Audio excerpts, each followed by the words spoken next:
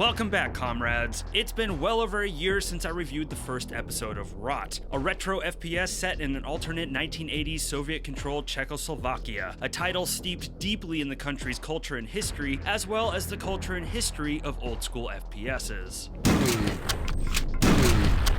I dug it. Despite a few rough spots, the foundation of a strong shooter was present, and the unsettling yet retro-charming graphics created a memorable, creepy, oppressive, and somehow silly atmosphere that rang pretty close to home for those who used to live or still live in the region. Also, I really appreciated the comments on that review. Shifted my perspective a bit. Over the summer, HROT Episode 2, the Degustation, was finally released, which includes new maps, weapons, enemies, and features. And I think it's a good time to check back in with HROT to see how things are coming along. Does Episode 2 still bring pride to the motherland? Let's find out. Now, while it may have taken a year for HROT's one-man dev team to get the full Chapter 2 released, that doesn't mean he left fans in the dark. Since launch, HROT has received regular content updates, ranging from fixes, tweaks, small content adds, to full-on new levels and enemies. Basically, Episode 2 content was put out as it was finished. Sure, HROT fans have had to be patient, but the communication, updates, and sheer effort on display is likely what has kept them patient. Starting now, I'm going to roll through some of the notable updates and changes leading into the Chapter 2 content.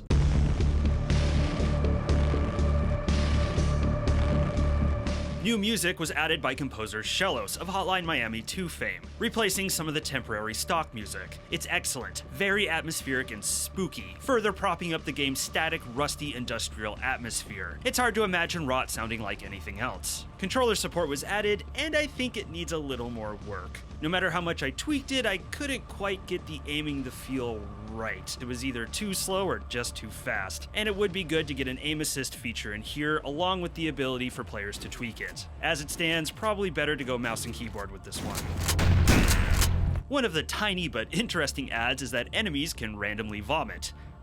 Yeah, something bad happened here for sure. And look, there's now a keyboard you can play in level 2.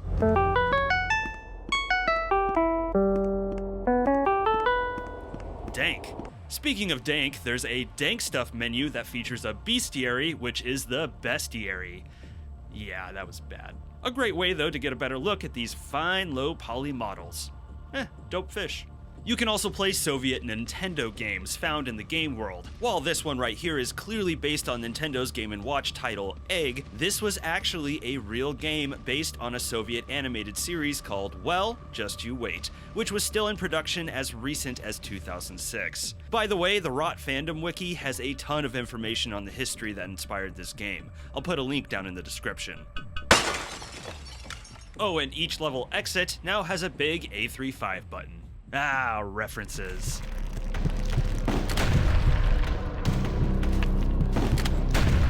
HROT's arsenal has seen a lot of adjustment since its early access debut. Soon after the game went live, the BRNO, or double barrel shotgun, was introduced. Any old FPS vet would correctly assume it uses 2 shotgun shells and is powerful enough to turn the Red Army into red clouds. If super shotties tend to be your go-to for these types of games, it will likely be your go-to here as well. Introduced alongside the shotgun was the Lightning Ball Launcher, a BFG-type weapon that later became the powerful lightning gun, able to arc lightning between enemies. Quake fans are sure to appreciate it. The rocket-launching hand cannon was replaced by the Hussite hand cannon, also able to shoot rockets and using the model for the arrow-shooting Hussite shotgun, which itself was replaced by the Hussite crossbow. You follow? Basically, what you need to know is that the hand cannon is everything you want in a rocket launcher, and the powerful enough to one-shot crossbow will bring you right back to Half-Life. Oh, you can kick stuff now too.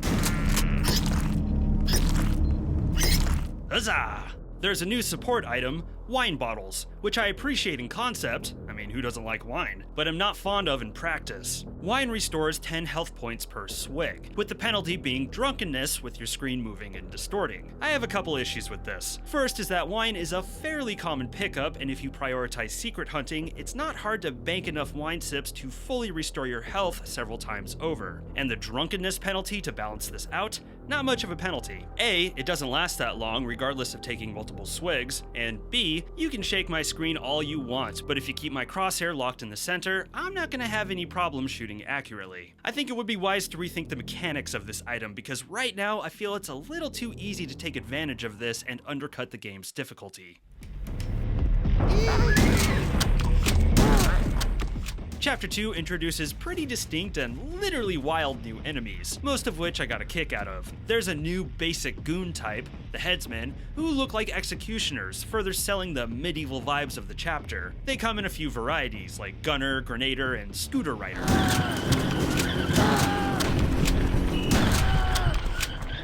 The wheelchair-bound infested riders are slow but tanky, and they pack a punch. Use caution. And then there's bears. Just bears, at least as far as I can tell, and they are mean as hell, because, you know, they're bears. But the most terrifying of the new enemies are, no, not the zombies, the boulders. Why? Because they can follow you, like they're sentient, and there's something very unsettling about that to me.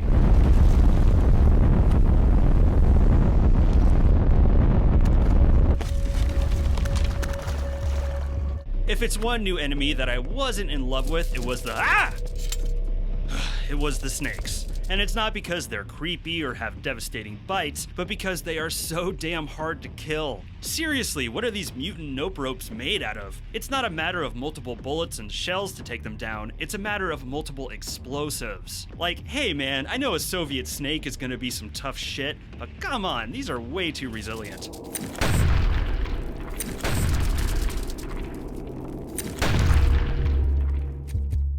Of course, the biggest highlight of this new episode are the 8 new maps, 9 if you count the secret one, and they do not disappoint. Maps in episode 1 gave the feeling of a cold, unfeeling dystopia, with concrete dominating everything you saw, with a color palette of constant brown and tan, representing the atmosphere of oppression that characterized the time. Something I was a little critical of in my last review, but have come around to appreciate more and more, due to some good points made by my audience, and honestly having a little more understanding of the historical and cultural elements that went into this game. Episode 2 carries much of this same feel over, but alters the flavor with a focus on medieval themes and backwoods horror, which somehow manages to make HROT even more bizarre and unsettling, which is a good thing in my book. Things get off to a good start with the first map, Tochnik Castle, which introduces players to the new medieval themes as you decimate sadistic hooded figures roaming its tightly designed historical halls. Later on, Kasperk Castle builds on these medieval themes in a more vertically intensive level.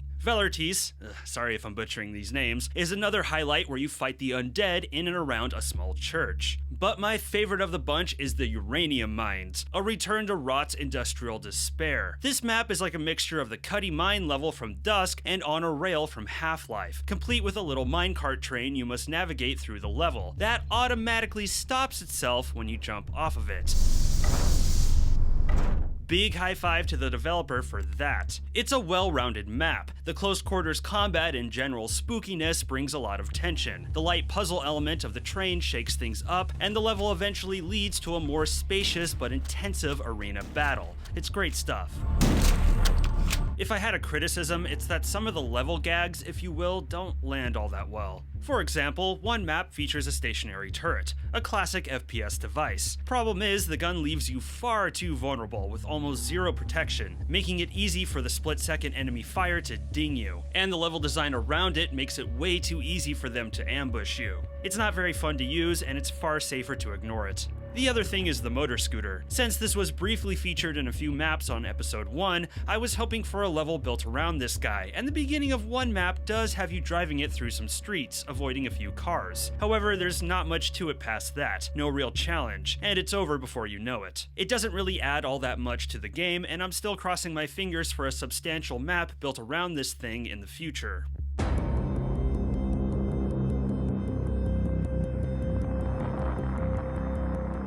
HROT is coming along beautifully. While there are still some things that are very much a work in progress, and yes, it did take a little bit for all the parts of this episode to be assembled, the end result deserves a salute, and I think the developer has done a fine job iterating on this game and addressing feedback. Despite early access and a few kinks that need to be ironed out, I would still highly recommend this to any old school shooter fan. This is an FPS that has a personality all its own, built on some pretty interesting history if you take the time to dig into it. It's hard to say when episode 3 will drop, but when it does, be sure to check back to this channel for what will likely be my full final review for HROT.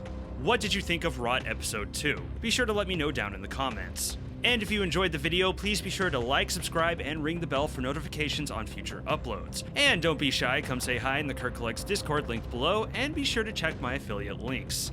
I'm Kirk, and thank you for watching this video. Stay safe out there.